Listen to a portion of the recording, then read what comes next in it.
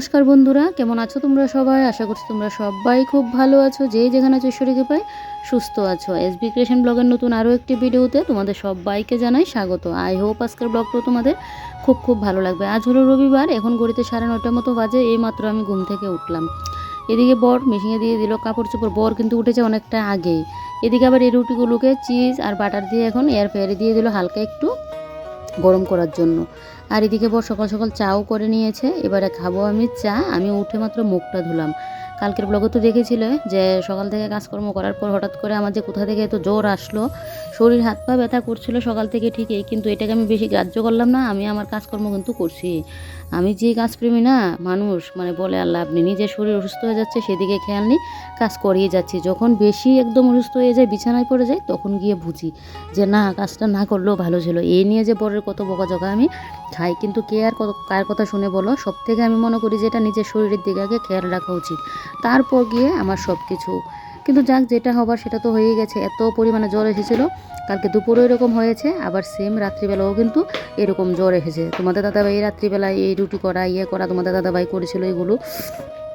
তারপরে এদিকে টিফিন খেয়ে চলে আসলাম রান্নাঘরে বিছানাটা তুলতে। আজকে রান্নাবান্নার তেমন একটা নেই, কারণ রান্নার এদিকে কালকের তরকারি আছে, মাছ কচু দিয়ে রান্না করেছিলাম, ওইটা আছে।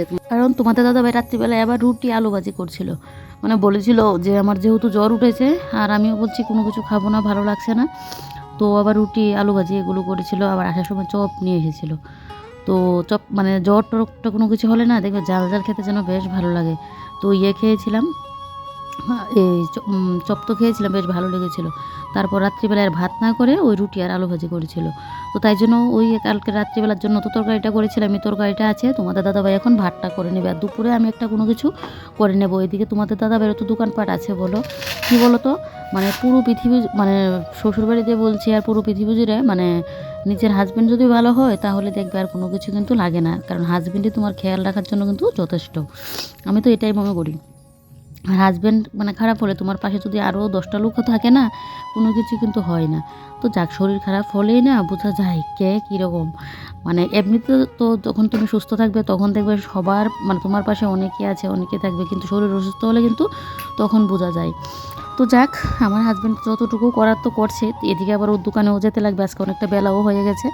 তো এদিকে আমি বিছানাটা গুছিয়ে নিলাম। এবার এদিকে এখন বিছানাটা ঝাড় দিয়ে নিচ্ছি। একার সংসারে না শরীর খারাপ হলে যে আমি বিছানায় শুয়ে থাকবো, ওইটা পারবো না, কারণ বর তো যতটুকু পারছে করছে, আর আমারও তো কিছু করতে লাগবে বলো। এখন তো আর এরকম নিয়ে আমার সংসারে আরও 2-3 জন আছে, আমি কারোর উপর কাজগুলো ফেলে রেখে আমি বিছানায় শুয়ে থাকবো সারাদিনের জন্য। এটা করলে তো আর আমার মানে সংসারে চলবে না বলো। তো তোমরা বলবে শরীর খারাপ নিয়ে এগুলো করছি কীভাবে। এখন আমার একটাই প্রবলেম হচ্ছে, সর্দির হচ্ছে মানে আছে, আর এখন জ্বর নেই, আর মাথাটা আমার কন্টিনিউ ঘোরাচ্ছে। এই মাথা ঘোরা নিয়েই কিন্তু আমি আমার কাজকর্মগুলো করে যাচ্ছি। তো যাক, আজকে কিন্তু করে নিয়েছি যে আজকে অতটা কাজকর্ম করব না, কারণ ওই যে বললাম নিজের শরীরের দিকে এখন খেয়াল রাখতে লাগবে। অত কাজকর্মের দিকে করলে হবে না, তারপরও চোখে যেটা পড়ে সেটা তো আর করলে হবে না বলো। আর এদিকে বর সাইড দিয়ে এসে দেখে গেছে আমি কি করছি, আর আমাকে ওই ঘর থেকে বকাঝকা করছে কেন এগুলোকে আমি করছি। তো এদিকে এবারে দেখো সুকেশটা মুছে নিয়েছি, কারণ সেদিন যে ঝাড়টার দিলাম তারপর এটাকে আর আমার মোছা হয়নি। তো ঝাড় দেওয়ার দিনই মুছিয়ে দিয়েছিলাম, আর করা হয়নি। তো এদিকে তাই জন্য একটু মুছে নিচ্ছি। শরীর যখন সুস্থ থাকে না, তখন মনে করো আমি যত মানে সকাল থেকে তো বেশিরভাগ আমার ভিডিও করা হয়। তো যখন কাজগুলো করি তোমাদের সাথে শেয়ার করি, কোনো কোনো সময় রাত্রেও করি। এবার আমার ভিডিও শেষ, এগুলো তো তোমাদের সাথে শেয়ার করতে পারবো না বলো। তো তখনও কিন্তু করি, কিন্তু এই 2 দিন আর এটা করা হচ্ছে না। আমাদের শরীর না, আমাদের কথা কিন্তু মানে করে চলে না। শরীরের যে কখন কি হয় তখন আমরা এক ফোঁটাও কিন্তু বুঝতে পারি না। কালকে সকাল থেকে উঠেই এরকম গা হাত পেয়ে ব্যথা, মানে ব্যথা ছিল, কিন্তু এত পরিমাণে জ্বর যে চলে আসবে সেটা আমি বুঝতে পারিনি। তো যাক, আজকে রান্নাঘরের সকালের দায়িত্বটা আমার বড় ছিল। ওই যে ভাতটা করলো আর টিফিনটা করলো, আর এদিকে কয়েকটা আবার কাপড় করে দিল। আমি বললাম আজকে ধুতে লাগবে না, এগুলো আমি পরে করতে পারবো, কে আর কার কথা শুনে। তো এদিকে সকাল সকাল বড় এদিকে গরম জল করে দিল, স্নানটাও করে চলে আসলাম। এসে এদিকে দেখো হাতে পায়ে এখন তেলটা দেওয়া হয়নি, আগে সিঁদুরটা পরলাম। এদিকে চুলটা কিন্তু আমি ভিজাইনি, একটুখানি শুধু মাথা তালুটা ভিজিয়েছি, না হলে তো আমার আবার ঘুমের সমস্যা, ঘুম হয় না তাই। তো এদিকে এবার আমি এখন ঘরটা ঝাড় দিয়ে নিচ্ছি, কারণ স্নানে যাওয়ার আগে আমি ঘরটা ঝাড় দিতাম। বর এদিকে গরম জল করে বারবার কেস করছে, আমি যেন মানে না করি। বর এদিকে পরে না হয় ঘর ঝাড়ু দিয়ে দেবে, তো পুরুষ মানুষকে অত ইয়ে করে দিতে পারে বলো? তো আমি বললাম যে না, আমি এসে ঝাড় দেবো, ঝাড় যেন না দিই, আমি আগে স্নানটা করে আসি। তো বরের বকা জগাতে আগে গিয়ে আমি স্নানটা করে চলে আসলাম। বলছে কেন তো ইয়ে করি, সে কাজ করতে গিয়ে কালকে আমার শরীর খারাপটা হয়েছে, এখন আবার আমি এই করছি, এখনও তো শরীর সুস্থ হয়নি, সুস্থ হলো গিয়ে তখন করো। তো এদিকে দেখো এবারে ঘরটা ঝাড় দিয়ে এবার এখন আমি বাইরেটাও কিন্তু ঝাড় দিয়ে নিচ্ছি। আর রোদটা থাকাতে এখন যেন একটু ভালো লাগছে রোদটা গায়ে লাগাতে। তো এদিকে এই যে এবারে তোমাদের দাদাভাই চলে গেল স্নানে, আর স্নানে যায়নি, কি বললাম দেখো, স্নানে চলে গেল, স্নানে যাবে তোমাদের দাদাভাই। আর আমি এদিকে এখন এই জায়গাটা ঝাড় দিয়ে তারপর গিয়ে রান্নাঘরটাও ঝাড় দেবো, রান্নাঘরটাও ইয়ে করে ঝাড় দেওয়া হয়নি। আর জানো তো কী বড় এক কাণ্ড করলো সকালবেলায়, সেটা আর ক্যামেরাবন্দি করা হয়নি। ইঁদুর আগে একবার আমার ওয়াশিং মেশিনের যে আউটলাইনের যে জলটা যায় পাইপটা কেটে নিয়েছিল, তারপর আবারও একটা শক্তপোক্ত করে পাইপ লাগানো হয়েছে। ইঁদুর না, এটা চিকা যে বলে, আমরা তো চিকা বলি এটাকে, দাঁতগুলো একদম চিকন চিকন হয়, মাথাটা একদম পুরো চোখা হয়, জানি না তোমরা এটাকে কী বলো। এখন যাব ওই ঘরে, এই যে দেখো মোবাইল স্ট্যান্ড, কারণ আমি যেখানে যাই সেটা তো আমার লাগে। আর এদিকে এখন ঘড়িতে বাজে 11টা বাজতে। দেখো তোমাদের দাদাভাই গেল স্নানে। আজকে যেহেতু আমার শরীরটা খারাপ, তার জন্য তোমাদের দাদাভাইকে তো করতে হচ্ছে, তাই জন্য আজকে অনেকটা লেট হয়ে গেল। তারপরেও এখন পৌষ মাস বলে কিন্তু একটু লেট করে গেলেও সুবিধা নেই, যেহেতু আমাদের অক্সিজেন। আর যদি এখন মাঘ মাস হতো না, তাহলে তো তোমাদের দাদাভাইকে কিছু না করে দিয়ে চলে যেতে হতো। কারণ মেন হলো কি আমাদের ইয়েটা, দোকানটা, মানে আমি যেটা মনে করি আমাদের ব্যবসাটা মেন, যেটা দিয়ে আমাদের সব কিছু, তো এটাকে আগে ইয়ে দেওয়া দরকার।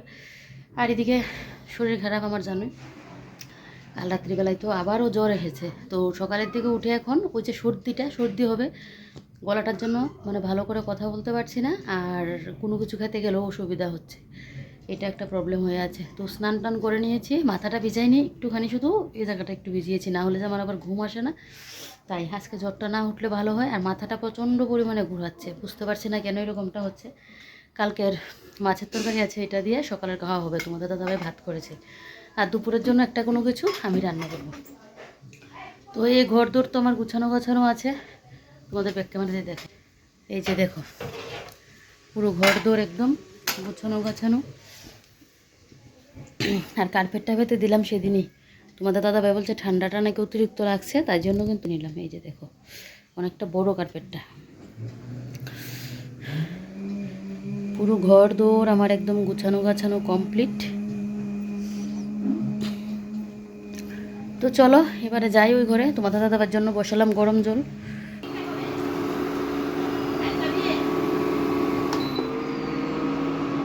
এদিকে নিয়ে নিলাম দুজনের জন্য ভাত, ওই যে বললাম কালকে মাছ দিয়ে কচু দিয়ে রান্না করেছিলাম, এটা আছে।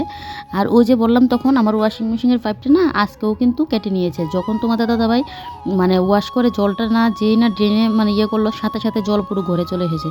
আর যে কি অবস্থা, মানে পুরোটা আসেনি, মানে অর্ধেক জল এসেছে, না হলে যে কি হতো। তারপর আর কি কাজ আরও তো বাড়িয়ে দিল, পাইপটাকে তুলে আবারও তোমাদের দাদাভাই ঠিক করে দিয়েছে। এটাকে একটা কোনো কিছু ব্যবস্থা করতে লাগবে, না হলে পুরো পাইপই যদি কেটে নেয় তাহলে কীভাবে আমি কাপড় চোপড় কাচবো বলো।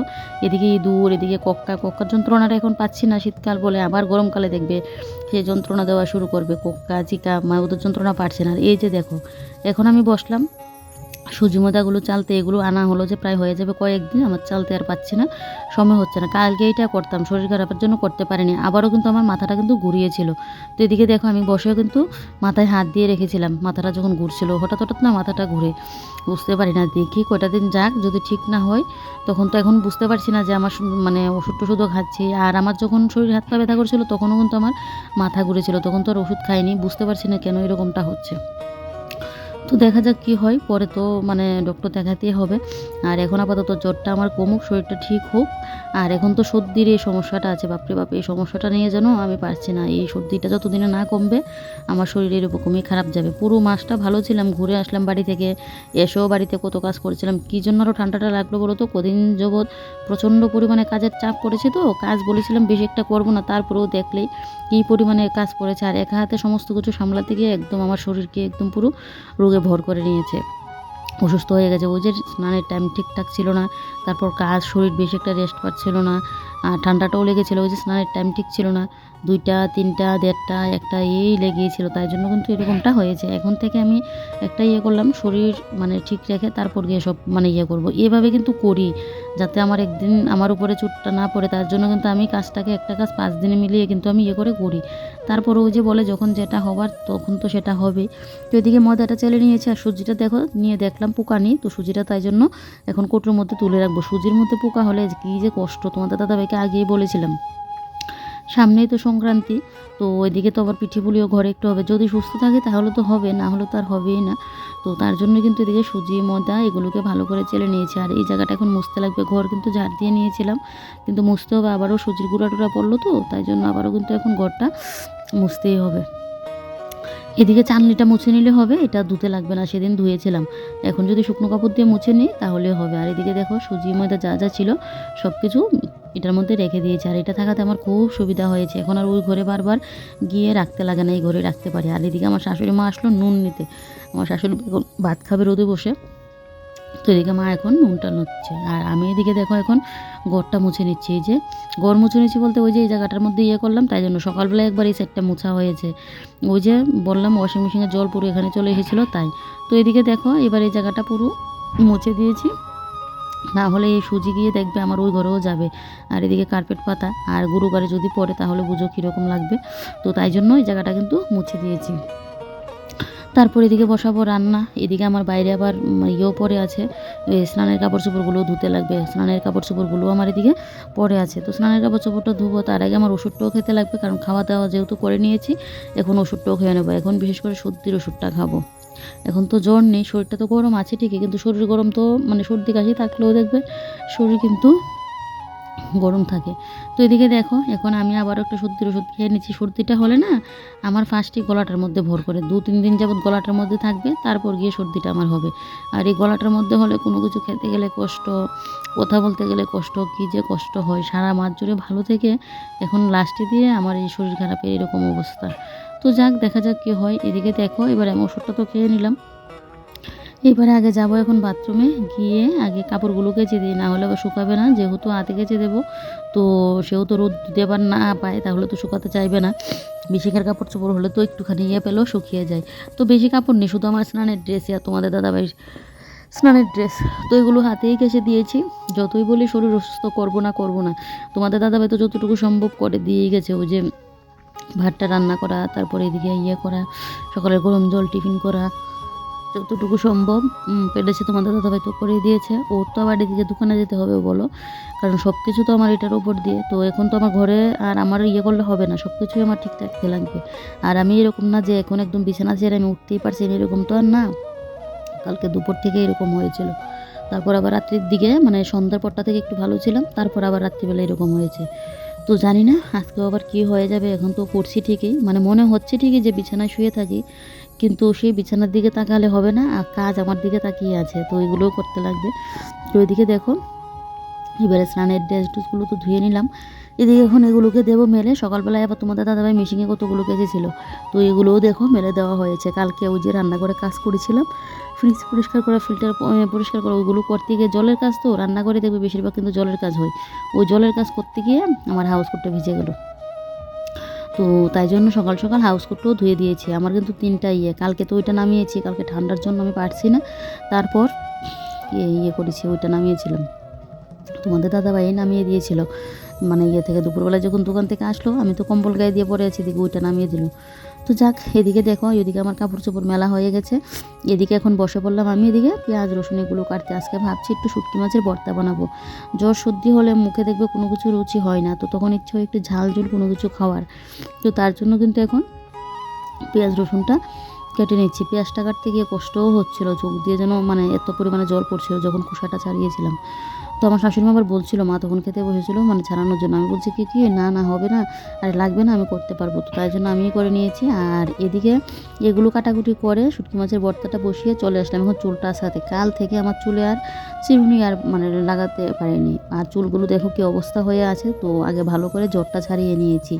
আর দেখো মাথায় যেহেতু তেল দেওয়া, আর আমার চুলগুলো বেশ লম্বা হয়ে গেছে না, ওই যে বললাম চুল তাড়াতাড়ি আমার লম্বা হয়ে যায়। একদিকে কিন্তু ভালো, কিন্তু আমার যেহেতু কার্লি চুল স্ট্রেট করেন তো আমার মানে বেশি দিন হয়নি, দেখো আমার চুল আবারও মানে পেছনেরগুলো তো স্ট্রেট আছে কিন্তু সামনেরগুলো পুরো একদম কার্লি হয়ে গেছে। যেটা যার জন্মগত পাওয়া সেটা না হয় কদিনের জন্য তুমি ইয়ে করে রাখতে পারবে, কিন্তু চিরজীবনের জন্য তার কোনো কিছু ইয়ে করতে পারবে না বলো। যেটা তোমার সাথে এসেছে সেটাই কিন্তু থাকবে।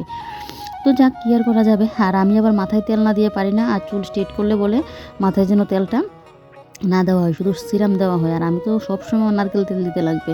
তো যাক, স্ট্রেট করার আমার একদম পুরো ইয়ে গুজে গেছে, আর স্ট্রেট আমি করবো না, দুবার করে নিয়েছি। তো স্ট্রেটটা থাকলে বেশ ভালো লাগে, কিন্তু চেহারাটাও যেন পুরো একদম বদলে যায়। আমার তো বেশ ভালো লাগে, চুলটা ধরতে বিশেষ করে ভালো লাগে, একদম আঁচড়াতে গেলেও কোনো ঝামেলা নেই। তো যাক, চুল তাড়াতাড়ি লম্বা হলে কিন্তু একদিকে ভালো, অনেক সময় কাটতে গেলে চুল ছোটো হয়ে গেল, লম্বা হয়ে গেলে ভালো তাড়াতাড়ি, কিন্তু এদিকে ওই আমার মতো স্ট্রেট করলে তখন কি অসুবিধা হয়ে যায়। তো যাক, এদিকে এবারে চিরুনিগুলো পরিষ্কার করে নিচ্ছে। এটা আমি করতাম না, কিন্তু চুলটা আঁচড়াতে গিয়ে চিরুনির দিকে তাকাতে পারছি না। যেদিন ঘর ঝাড় দিয়েছিলাম সেদিনই দেওয়ার কথা ছিল, কিন্তু সেদিন আর দিতে পারিনি সময়ের অভাবে। এদিকে স্নান করতে করতে আমার 3টা মনে হয় বেজে গিয়েছিলো, তো ওই কখন আর আমি দেবো, তাই জন্য আর দিতে পারিনি। আর কালকে তো শরীর খারাপই ছিল, আর কখন করবো বলো, বাদ বাকি কাজও ছিল। এদিকে দেখো শুটকি মাছের ভর্তাটাও বসিয়ে দিয়েছি, এবার আর একটুখানি কষিয়ে তারপর নামিয়ে নেবো। আজকে এটার মধ্যে লঙ্কার গুঁড়ো আর দিইনি, একদম কাঁচা লঙ্কা দিয়ে কিন্তু শুটকি মাছের ভর্তাটা আমি করছি। তো এদিকে দিয়ে দিলাম ঢাকা, আর একটুখানি কষে যাক। তারপর এদিকে রান্নাবান্না কমপ্লিট করে আজকে মানে একটা ইয়েই করলাম, শুধু ভাত তো তোমাদের দাদাভাই করে গেল, আর শুটকি মাছের ভর্তা, অতটুকু, আর কোনো কিছু নেই। তো এদিকে দেখো এসে এখন শুয়ে রইলাম, আমার আর যেন ভালো লাগছে না। সকাল থেকে মন চাইছিল বিছানায় এসে শুয়ে থাকি, তো কী আর করবো বলো। তো এখন এসে শুয়ে আছি, কোনো কিছু যেন ভালো লাগছে না, মনে হচ্ছে আবারও জ্বর আসবে। তারপর এদিকে দেখো আমার ঘরের অবস্থা, বাইরে থেকে কাপড় চোপড়গুলো উঠে মানে ইয়ে করে এখানে এনে রাখলাম। কতক্ষণ যাবত তো শুয়েছিলাম, আর আমি বেশিক্ষণ না আবার শুয়েও থাকতে পারি না, মাথা যেন ভার হয়ে আসে, দেখবে তাহলে রাত্রিবেলায় আর আমার ঘুমিয়ে আসবে না। তারপর কাপড় চোপড়গুলো ঘরে এমনিতেই রেখে দিয়েছি। বলে না, শরীর ভালো না থাকলে মুখে যেন হাসিও আসতে চায় না, আর তখন কাজ মানে ঘরের যে ইয়ে করবো এটাও যেন কোনো কিছু মানে করার ইয়ে হয় না। তো আর যত শরীর খারাপ হলে আমাদের দেখবে যত দুপুর গনিয়ে আসবে, মানে দুপুরের পর সন্ধ্যা হতে আসবে, তখন দেখবে শরীর যেন আরও খারাপ করে নিই। এবার তোমার জ্বর হোক, সর্দি হোক, পা ব্যথা হোক, যেটাই হোক, মানে দুপুরের পর থেকে এটা যেন তোমার শরীরের উপর আরও বেশি করে ভর করে যেন। তো আমারও সেম অবস্থায় হচ্ছে, সকালটা যেরকমই কেটেছে দুপুরের পর থেকে এখন যেন আর ভালো লাগছে না। এদিকে তোমাদের দাদাভাই চলে আসলো দুপুরে খাওয়া দাওয়া করতে, আসার সময় আবার ডিম নিয়ে আসলো। কতদিন আগে আমার ঘরে আমি যেহেতু এটা এনেছিলাম, আমার খুব ভালো লেগেছিলো এটা আনার পর। তো তোমাদের দাদাভাই না পুরো 1 পাতা ডিম এনেছিল, 30টা মনে হয় না 32টা যেন থাকে, আমার ঠিক ইয়ে নেই। আর জানো তো কতগুলো ডিম নষ্ট হয়েছে, মানে আমিও তো ডিম প্রেমী না, তোমাদের দাদাভাই ডিম পছন্দ করে, কিন্তু অতিরিক্ত আমার ঘরে কিন্তু ডিমটা খাওয়া হয় না। তারপর থেকে বলেছি ডিমটা যেন কমিয়ে নিয়ে আসে, আমার ঘরে শুধু শুধু ডিম নষ্ট হয়, তার জন্য তো আর ইয়ে করে লাভ নেই বলো। তো এবারে ডিম যেহেতু আনলো, এটাকে গুছিয়ে নিলাম, এখন করব দুপুরে খাওয়া দাওয়া। তো চলো আজকের ব্লগটা এখানে শেষ করি। তোমরা সবাই ভালো থেকো, সুস্থ থেকো, আর সাবধানে থেকো, নিজের খেয়াল কিন্তু অবশ্যই রেখো, আগে নিজের শরীর, তারপর কিন্তু সব কিছু। যাই হোক, চলো কালকে আবারও নেক্সট ভিডিওতে দেখা হচ্ছে। Bye bye.